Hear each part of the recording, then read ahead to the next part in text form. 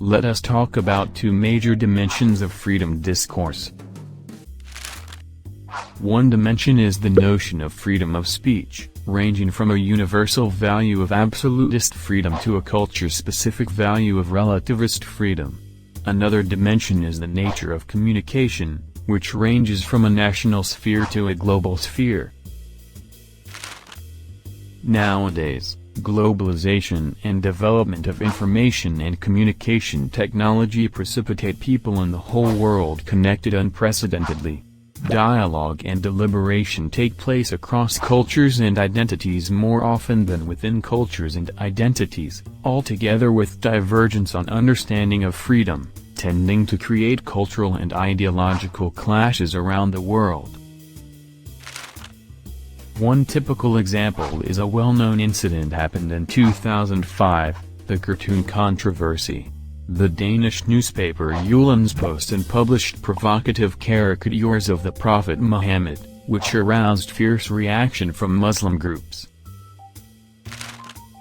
In this case, those Islamists who attacked the media and countries where the caricatures were published naturally held a relativist view of press freedom and were placed in the national/culture-centered end of the communication dimension, without respect for a global dialogue between cultures.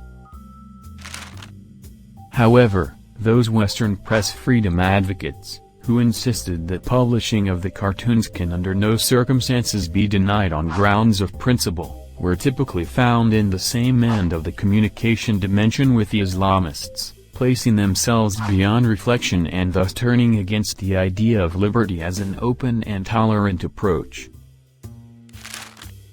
Thus, there are fundamentalists among both liberal and religious camps. In reality, if a group claim that they are offended, then what usually happens might be that they would call for restrictions against the right to express oneself freely. Perhaps they would accuse who released those offensive stuffs. Exert pressure for delegation or withdrawal, so far as reported to authorities. The result is obvious: for many other people, their free expression rights will be influenced. In Hobbes' Galilean tradition, power means intervention against their free movement of human being and their wills. In Hegelian Marxist tradition, power is an instrument to ensure moral and order. Debate on power and freedom never ends, just like debate on the boundary of free expression. Whatever, we must be very cautious when banning someone's expressions, because what seemed fake or wrong might be proved correct someday.